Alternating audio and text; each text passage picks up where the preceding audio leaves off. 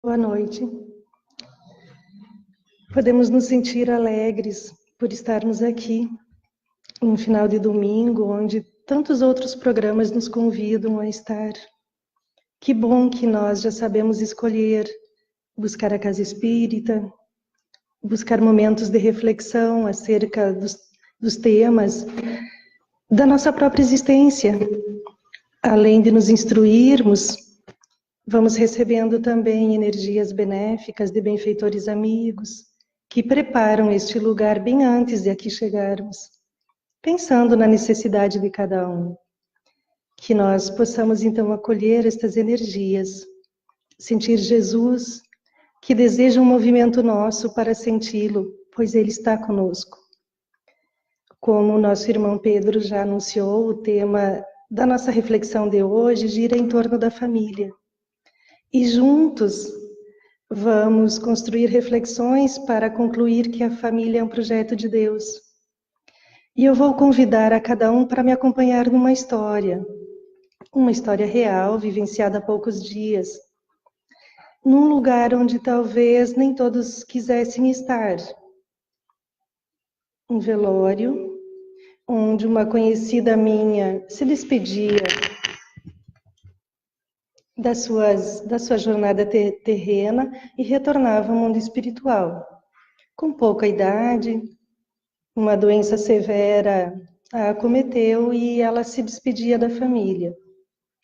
E nesse momento, então, eu acompanhava a conversa com a mãe dela, que dizia a um grupo de amigas que ali estavam o quanto ela havia se esforçado para amar a sua filha, o quanto ela tinha renunciado, o quanto ela tinha exercitado a paciência para entender quando a doença chegou, para construir com ela o entendimento sobre a situação que se apresentou inesperada, de súbito, sem programação.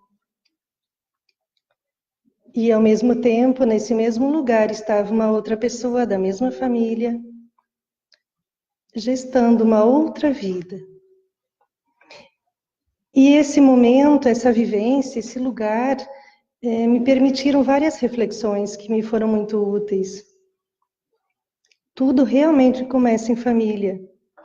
As partidas, as chegadas, os encontros, os reencontros. Tudo inicia na família, tudo termina na família. A minha amiga que se despedia havia cumprido a sua jornada nesta encarnação. Levava com ela as vivências, os aprendizados, os ensinamentos que a dor havia proporcionado.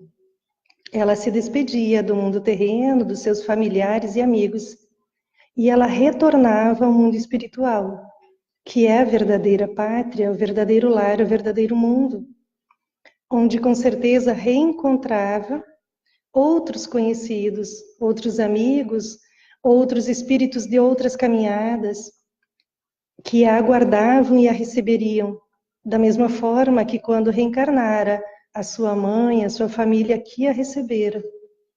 E a sua sobrinha, que no momento gestava um outro espírito, aos 6 meses de gestação, também trazia consigo alguém que havia se despedido há pouco, dos conhecidos do mundo espiritual, dos benfeitores que ajudaram na programação reencarnatória, que conduziram o reencontro com os espíritos que já estavam aqui nesta família, e que daqui a pouco seria acolhida por esta mesma família.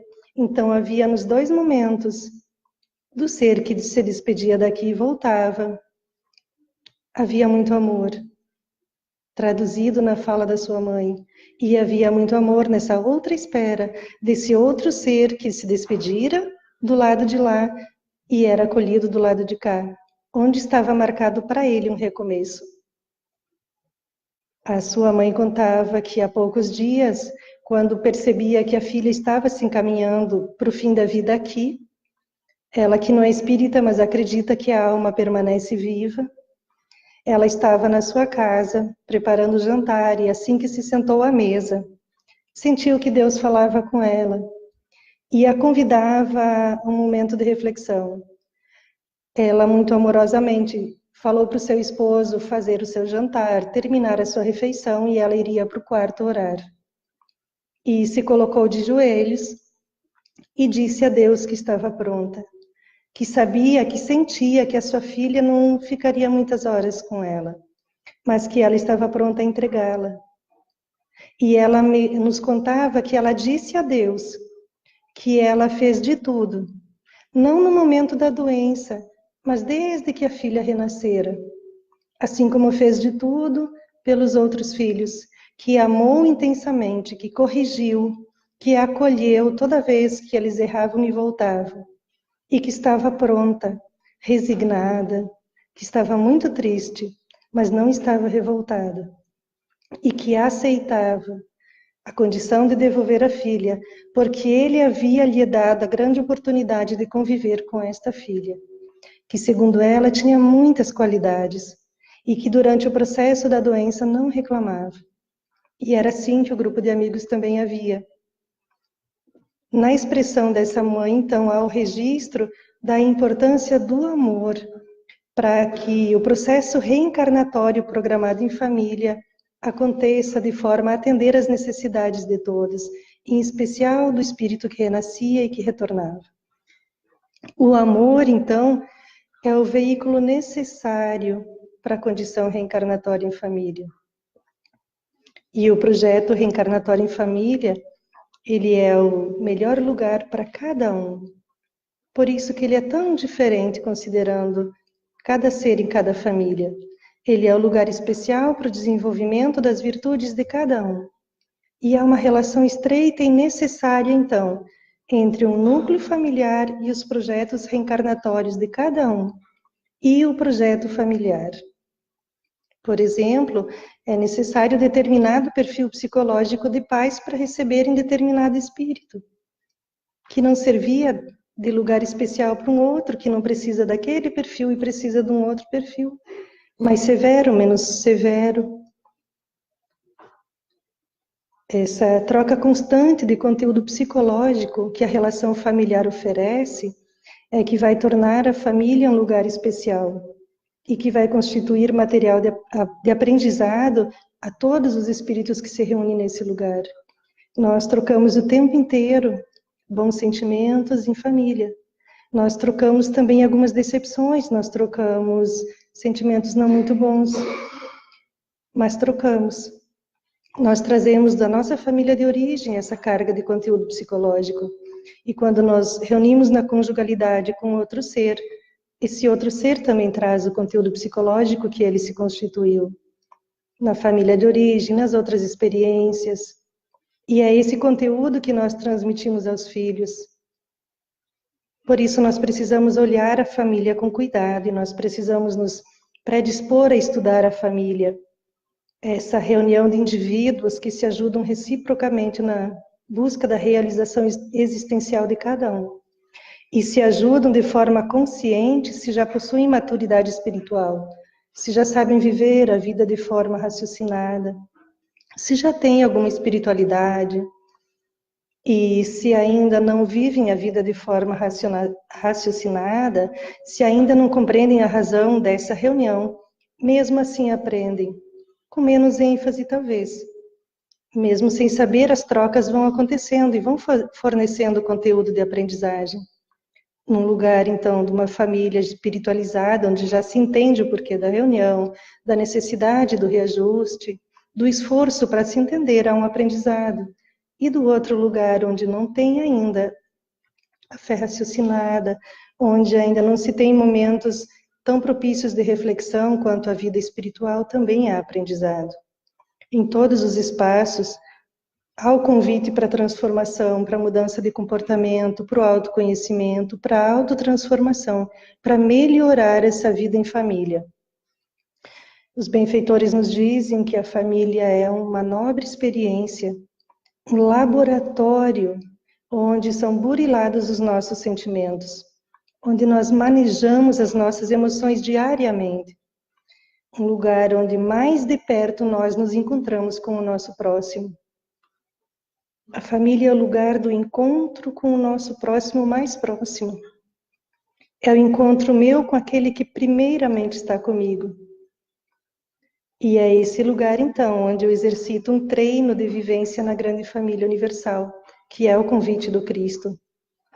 É o lugar onde eu primeiramente tenho oportunidade, todos nós temos, de construir o entendimento do mandamento maior que Cristo nos ensinou, que Ele exemplificou e que Ele continua nos convidando a entender, que é amar a Deus sobre todas as coisas e ao próximo como a si mesmo.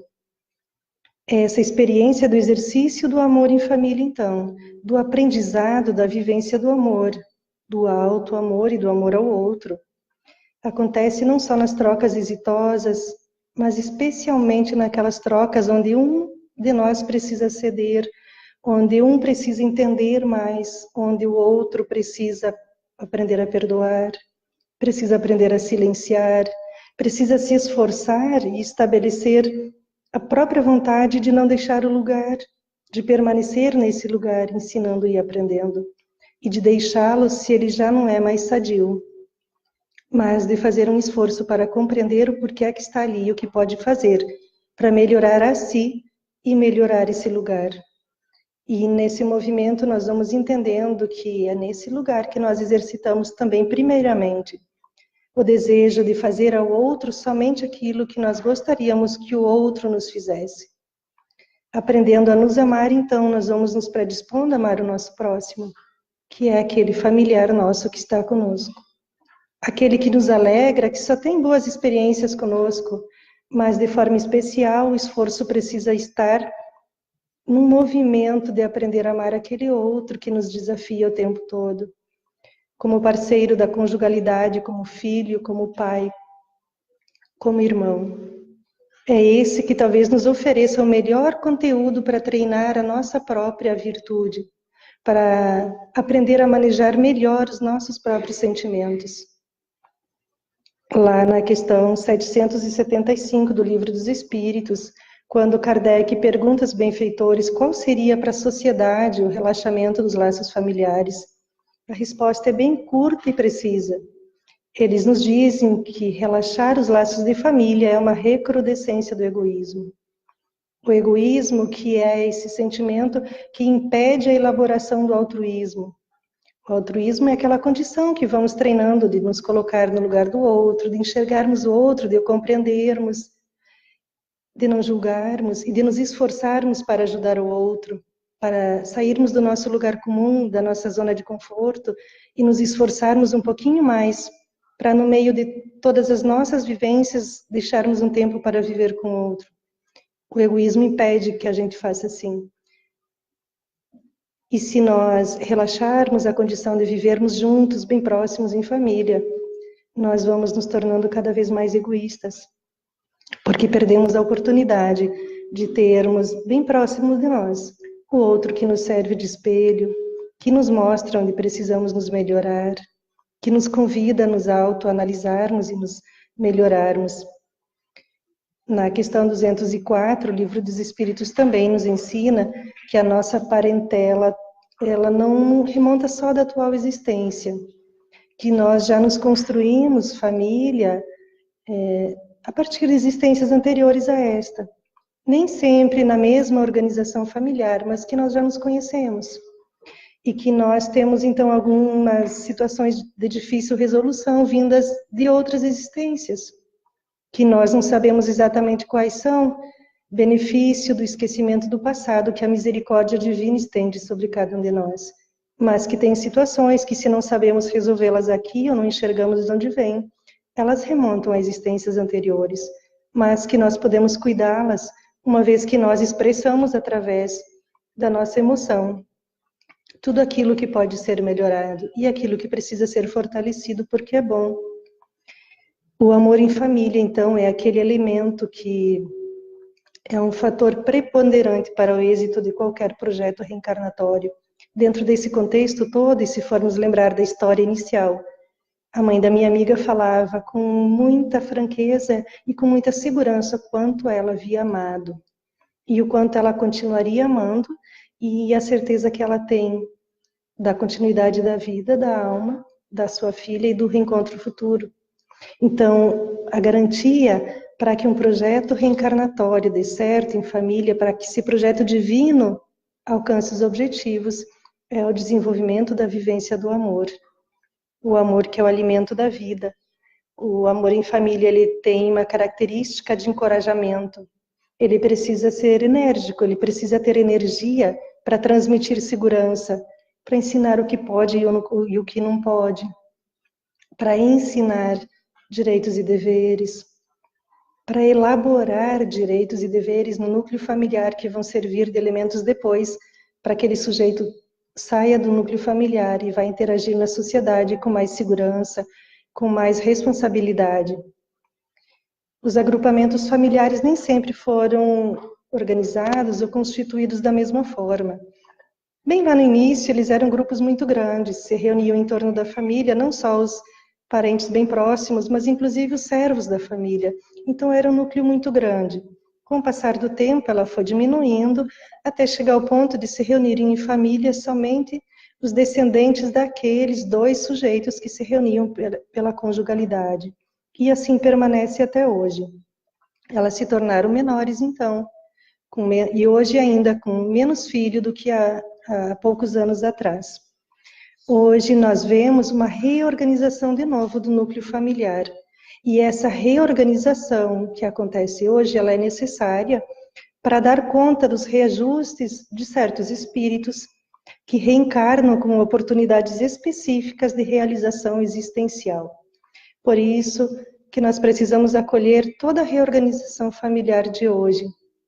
Ela serve para reorganizar aqueles espíritos que precisam estar nesse lugar, assim como nós estamos nessa família por necessidade também. E tanto filhos biológicos como os filhos trazidos pela adoção se reencontram para reaproximar corações, para reaproximar sujeitos da sua história, para promover a elevação da alma, para promover a santificação daqueles que estão reunidos naquele lugar, família, naquele núcleo familiar. No Evangelho segundo o Espiritismo, nós aprendemos também que as famílias se constituem pelos laços sanguíneos e também pelos laços espirituais, que as famílias organizadas pelos laços sanguíneos nem sempre são aquelas que já têm uma caminhada espiritual na mesma condição. Os laços sanguíneos não criam forçosamente os laços entre os espíritos. O corpo gerado, ele é gerado a partir da união biológica de dois sujeitos. Mas o espírito não descende de um outro espírito, ele é uma individualidade. Ele é dono da sua própria história e através das existências vai se melhorando após esses dois tipos de família. E os reajustes necessários perante a lei divina, eles estão para os dois lugares.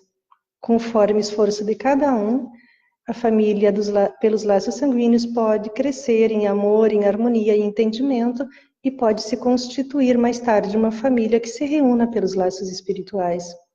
Já aquelas que frequentemente se reúnem pelos laços espirituais, elas trazem uma característica um pouco diferente, os seus elementos já têm uma construção para tarefas mais nobres aqui na Terra. Eles já entendem a necessidade de espargirem as luzes que se constroem naquele lar, para que elas alcancem outros irmãos da grande família universal. A família que se reúne pelos laços espirituais já trabalha em prol da grande família universal. Já desenvolveu a sua tarefa, continua desenvolvendo, mas já se volta para o amparo ao outro.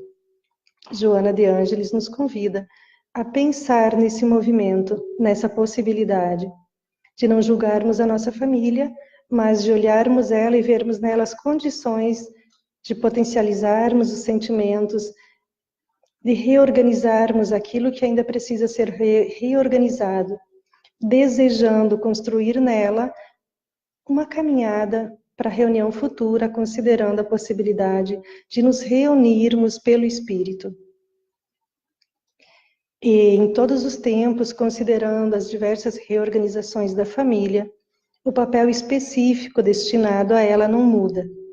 Então, tanto na família tradicional, quanto a família reorganizada para atender às necessidades de cada sujeito, que se reúne para constituir um lar, que acolhe os filhos do mundo através da adoção, quanto a outra que traz ao mundo os filhos pela biologia. Todas elas, nenhuma delas pode prescindir da sua função principal, que é a educação moral do filho, é a educação moral do sujeito que reencarna para obter, a princípio, primeiramente do pai e da mãe, ou de quem faz esse papel, o apoio necessário para construir a sua evangelização, a evangelização do seu coração, para atender à necessidade daquilo que falta para cada sujeito, para continuar evoluindo, para continuar crescendo. O papel da família, então, é igual em todas as espécies, em todas as formas de reunião familiar. A escola, através dos templos, assume um papel diferente também em relação à educação, e isso é muito bom. A construção de propostas pedagógicas que vão atender o sujeito de forma integral, que promovam a educação dos sentimentos, vem acontecendo na maioria das escolas, e isso favorece a educação do sujeito. Uma escola que pauta suas ações considerando a educação dos sentimentos, ela é muito importante. Mas mesmo todo esse movimento nas escolas não retira da família a obrigação primeira de fornecer elementos, de construir a educação moral do sujeito. A responsabilidade da primeira educação dos filhos, de todos aqueles que reencarnam, é da família. Portanto, assumirmos compromisso com a paternidade, com a maternidade, constitui para cada um engrandecimento do espírito, sempre que cada sujeito que assumir esse compromisso compreender o seu caráter divino. A família é, então, inspiração divina. E para estar nesse lugar de pai e de mãe, de sujeito que acolhe outros sujeitos, precisa compreender a profundidade desse papel, a importância desse papel. Emmanuel, lá no livro Vinha de Luz, convida-nos a pensar em alguns elementos que precisam ser trabalhados e precisam ser considerados nesse contexto, para que aconteça o desenvolvimento do amor, para que aconteça o crescimento moral dos sujeitos que nós recebemos, como filhos especialmente. São eles a renúncia, a paciência e a boa vontade. A paciência para compreender em primeiro lugar, compreender a cada um, compreender as suas ações, as suas reações. A renúncia a si mesmo num primeiro momento, em benefício daquele filho que precisa dos nossos cuidados. E a boa vontade para dar conta de toda essa demanda. São elementos, então, que nós precisamos começar a pensar, a desenvolver, se ainda não pensamos neles. Mas se nós refletirmos sobre a nossa vivência, nós vamos localizar em vários momentos onde nós renunciamos, onde exercitamos a paciência e onde já fazemos um esforço muito grande de boa vontade para dar conta disso. E quando nós falamos do lugar de paternidade, de maternidade, esse lugar de responsabilidade pela educação dos filhos, nós precisamos pensar e refletir que de nada adianta buscarmos teorias muito belas, bem construídas, se nós não sabemos exemplificá-las.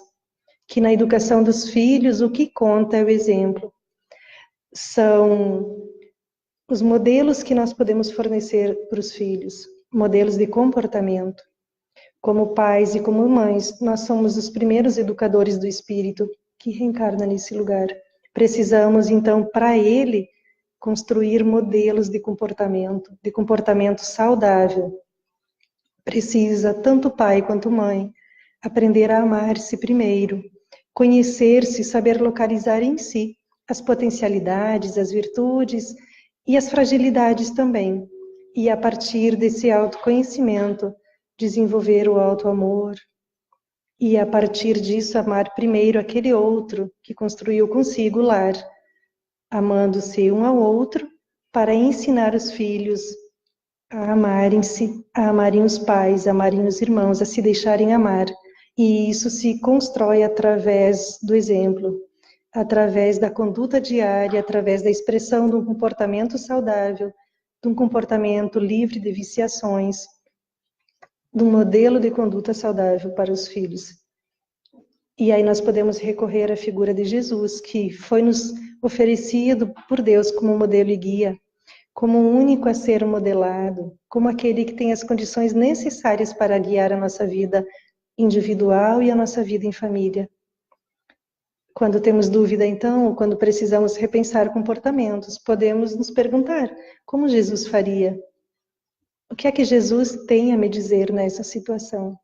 Buscar no seu evangelho o norte, o rumo, o orientador da conduta em família é o caminho para a construção do amor. É o caminho para o reforço necessário do amor quando ele enfraquece em família. E assim vamos dando oportunidade a nós mesmos de terminarmos uma encarnação melhorados, mais experientes no manejo da família, entendendo melhor a vivência do amor e nos prepararmos para desse lugar sagrado sairmos e levarmos o amor para a grande família universal. Quando nós analisamos ou quando pensamos nas vivências em família, nós vamos ver nelas uma relação muito próxima com a questão das escolhas. Na nossa vida de rotina, nós escolhemos o tempo todo. Se nós pensarmos nas nossas relações mais imediatas do dia a dia, trabalho, amigos, nós escolhemos. Todas as nossas ações são frutos de uma escolha. E assim também é em família. Hoje eu estava refletindo sobre a palestra e aí eu encontrei um texto do Afro Stefanini, que é um orador do Mato Grosso, que já esteve aqui, que escreve muito bem sobre a família também. E o texto dele era bem pertinente para refletirmos sobre escolhas, porque ele trazia a condição de mãe que vai levar o filho para tomar a primeira vacina. Mesmo que o filho ainda não expresse que tem medo, a mãe, quem já levou o filho para fazer isso, ou se o pai já levou também, vai lembrar da sensação que sentiu. Agarra bem, aconchega, a dor é minha, ele ainda não sabe, mas a gente sabe que dói. A gente permite que seja aplicada a vacina porque faz bem, mas nós sabemos que dói. Então nós escolhemos dar essa vacina porque faz bem para a saúde, mas a sensação que esse filho vai sentir é de um pouquinho de dor. Quando eles crescem, nós não retiramos a vacina, nós continuamos a levá-lo e aí nós ensinamos. Vai doer um pouco, quase nada, dói mais. Essa não dói. Nós vamos preparando o filho para tomar aquela vacina. E nós vamos nos preparando para deixar que ele sinta dor.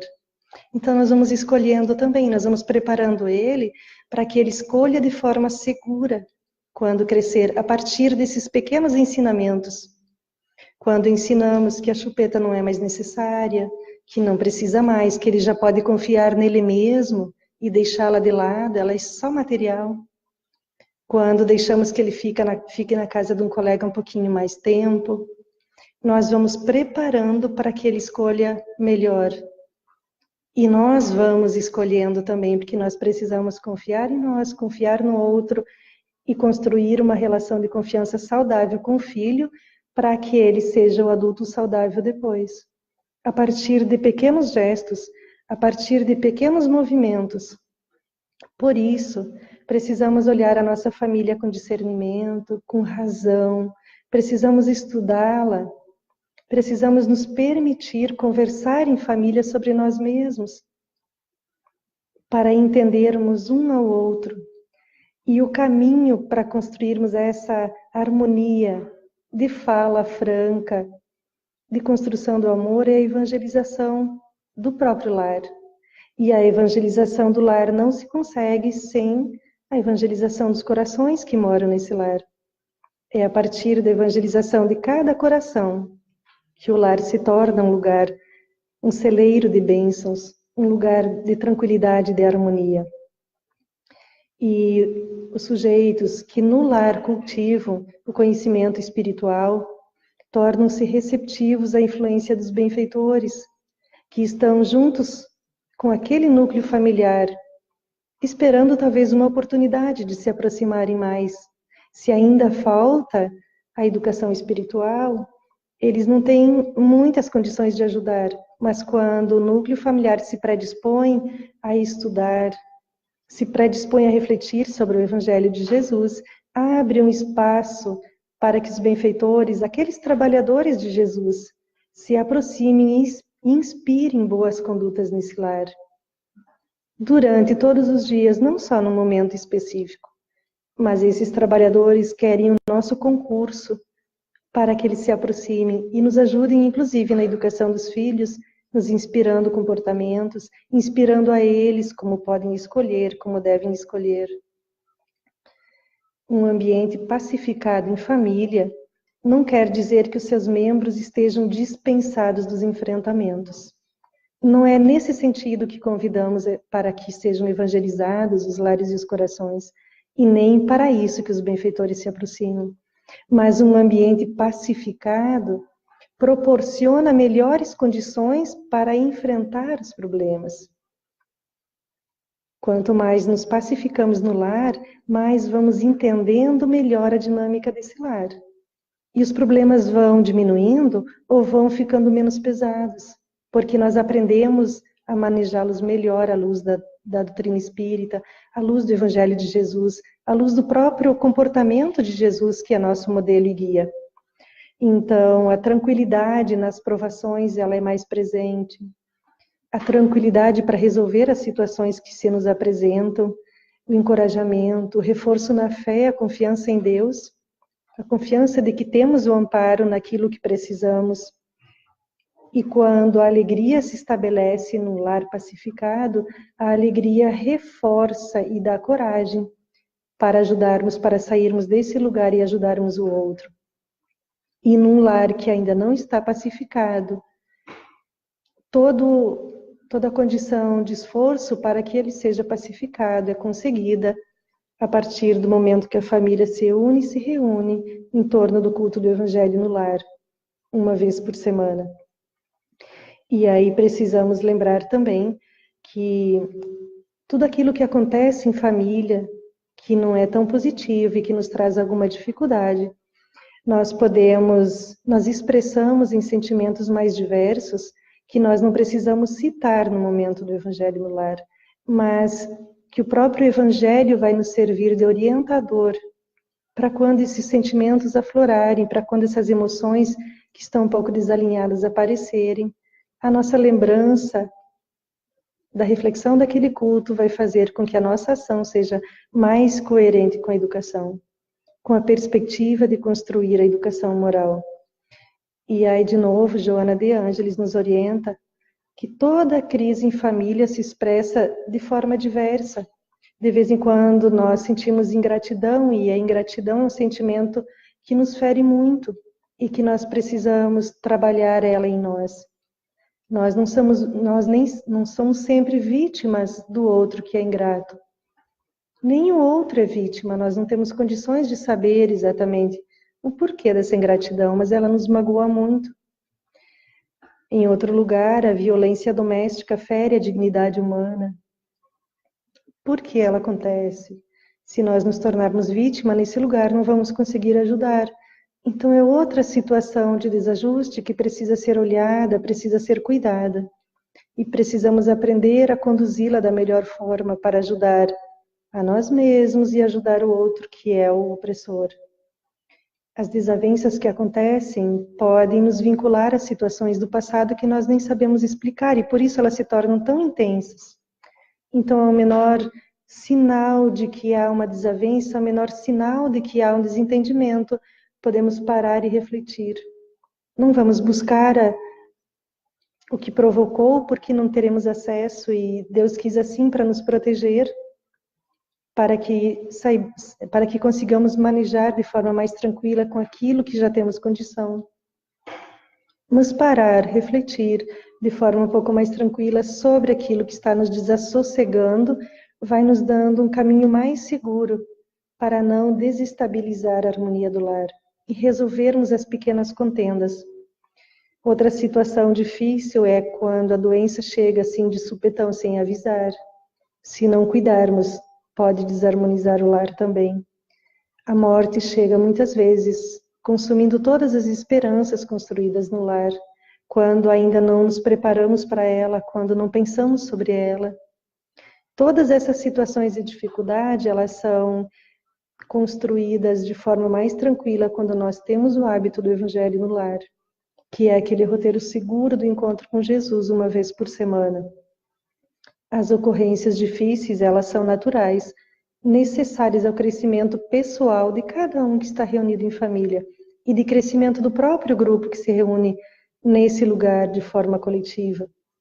Às vezes, elas podem sim ser sintomas que nos sinalizam processos psicológicos que precisam ser tratados, que se originaram nessa encarnação ou em outra existência. Aí o socorro necessário é a busca de um médico, é a busca de um terapeuta, é a busca do passe na casa espírita. Mas o principal é olhar a situação e ver que movimento precisamos fazer para ajudá-la. Mas em todas as situações de dificuldade no lar, toda e qualquer situação, ela é suavizada pelo amor. O amor gera saúde espiritual no lar. E aí reata os laços de afeto que foram sensibilizados, foram fragilizados com alguma reação negativa. E impulsiona novamente os integrantes do grupo à sua própria reabilitação. Mas como dar conta na prática da evangelização dos corações diante dessa situação de família? Como no dia a dia nos preparar para enfrentar as dificuldades em família e dar conta da evangelização dos corações? O desafio bem grande hoje é o diálogo ou a falta dele, a falta de conversa ou a conversa violenta. E aí nós podemos refletir como nós manejamos a escuta, a fala dentro do nosso lar. Ela é amorosa, tanto a fala quanto a escuta. Ela é suave, sem gritos, sem julgamentos, para que os processos interativos e a comunicação seja fraterna e significativa. Para construir aprendizados, nós precisamos qualificar a nossa fala e a nossa escuta. Para trocar bons conteúdos psicológicos, nós precisamos cuidar para que a nossa comunicação não seja violenta e para que a nossa escuta seja amorosa, seja empática, acolha o outro. Escutando o que o outro tem a nos dizer, nós vamos nos preparando para ajudá-lo. Outro elemento que hoje é um desafio muito grande na família e é um dificultador para a construção de relações saudáveis na família é o uso do celular. Não vamos nem nos remeter a outras tecnologias, mas é o uso do celular e das redes sociais.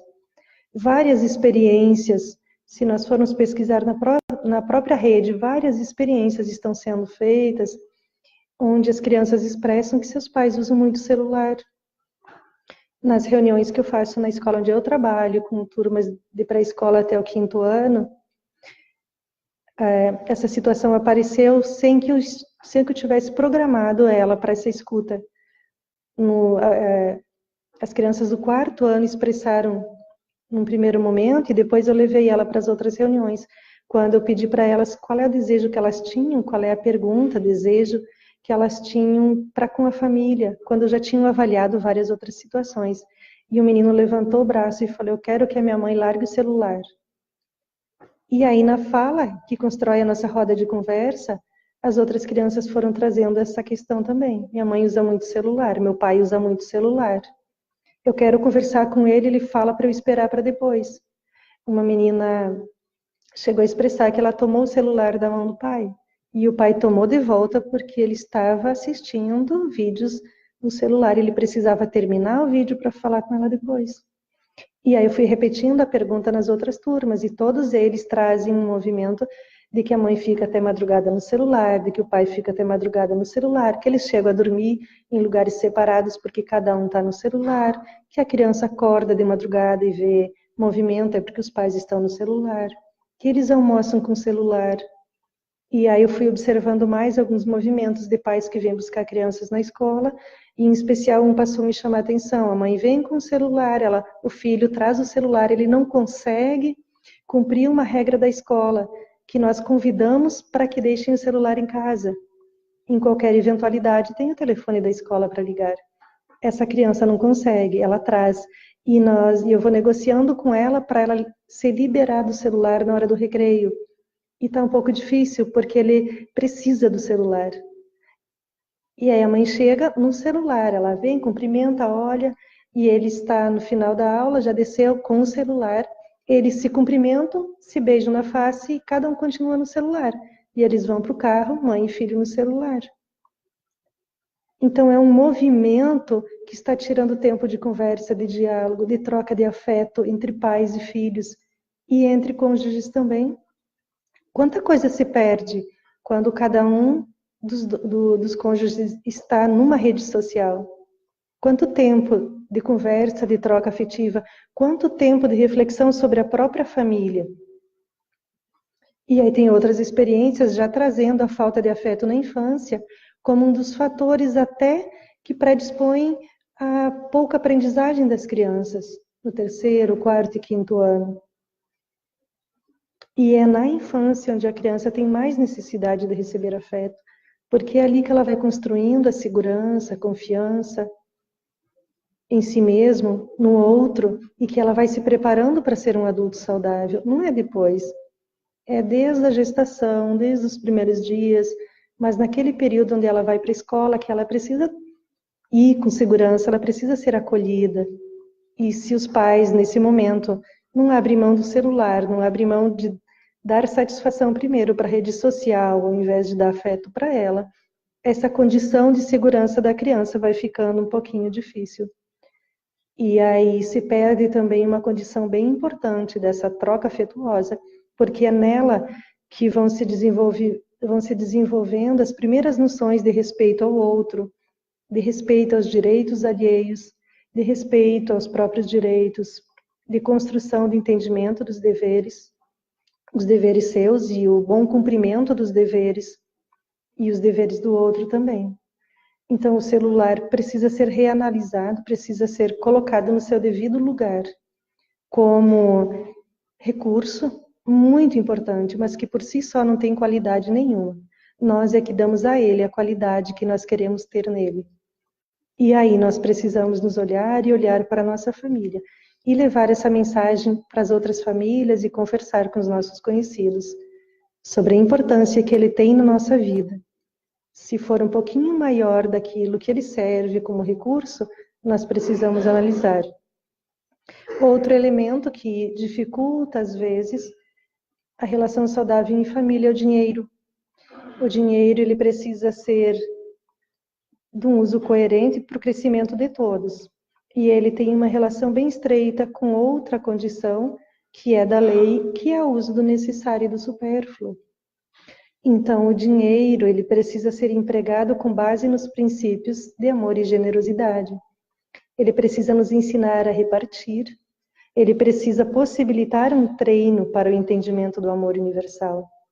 Quando nós o temos para o nosso necessário e quando nós podemos empregá-lo para ajudar os outros. E quando nós estamos numa condição de família onde nós vivemos a falta dele, ele também pode ser fator de desajuste.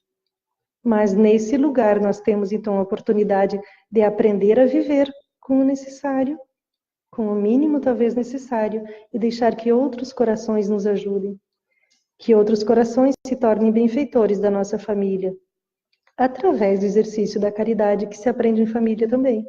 Primeiro no núcleo familiar e depois desta para com outras famílias. Então está ali um outro movimento que a família vai aprendendo a realizar, que vai trocando com outra família, que uma família vai amparar a outra, que cada sujeito que vive numa família aprendendo com os seus pais, com os mais velhos, a importância da caridade, a importância do bom uso dos bens materiais, vai sair desse lugar para um outro lugar fazendo esse trabalho bonito da caridade. E o outro irmão que precisa dessa caridade vai aprender a deixar que alguém o ajude. E a dignidade da pessoa vai se reestabelecendo conforme um ajuda e conforme o outro vai deixar que seja ajudado. A administração do tempo é bem importante também, é um dos fatores que colabora para a construção de relações saudáveis em família ou não. Qual o valor do tempo que nós damos quando estamos em família? O quanto do nosso tempo nós dedicamos para a nossa família, para o bem-estar da nossa família, não o bem-estar material, mas o bem-estar da roda de conversa, da brincadeira saudável, da leitura em família, do olho no olho, do toque, do carinho, do bom dia, da oração antes de dormir, do vamos sentar e conversar, o que está acontecendo, o que eu posso fazer para te ajudar, o que você tem a me dizer. Numa fala suave, numa fala fraterna. Geralmente, um outro fator também interfere nessa relação, que é quando nós nos colocamos como pais na condição de dar coisas ao invés de nos doar. E aí, às vezes, a nossa imaturidade nos faz presentear os filhos ao invés de conversar com eles e ajudá-los a entender o que precisa ser aprendido nesse momento. Nós esquecemos que nós precisamos nos doar ao invés de doar coisas. E esse é um fator também que vai encaminhando o sujeito com menos segurança. Nós nos doarmos é doar o nosso tempo, é ensiná-los a manejar o dinheiro da melhor forma, a manejar a falta. É deixar que uma falta faça o filho refletir, é não suprir todas as necessidades dele, mas ensiná-lo a lidar com essas necessidades, a entender que pode substituir algumas coisas, que pode viver sem outras coisas, para que ele construa segurança, para que ele construa confiança. Esse é outro fator bem importante, então, para a nossa reflexão, para traduzirmos no dia a dia essa condição de evangelizarmos a nossa família. E se falarmos em evangelização, nós estamos numa casa espírita, e o que é que a casa espírita tem a nos oferecer em relação à evangelização? As casas espíritas hoje trabalham a evangelização a partir da própria gestação, com a evangelização da gestante, do bebê, com a evangelização das crianças pequenas, da infância, da adolescência, com a evangelização da juventude nos grupos de jovens, e com a reunião de pais, onde se trocam, através de conversa, de reuniões fraternas, troca-se informações, estuda-se em todos esses momentos a moral evangélica e os conhecimentos da doutrina espírita, que é o nosso Consolador prometido, que nos esclarece, que liberta as nossas consciências. E aí entra um ponto significativo quando pensamos em família também, que também a religião precisa ser ensinada aos filhos. Bem cedo precisamos convidar os filhos a virem conosco. Não é depois e não é decisão só dele. Se na idade adulta ele decidir por outra religião, ele vai decidir de forma segura. Mas no momento que ele está conosco, ele precisa seguir a nossa religião, que vai dar a ele as orientações necessárias, que vão dar suporte à nossa própria educação, a educação que nós trazemos em casa.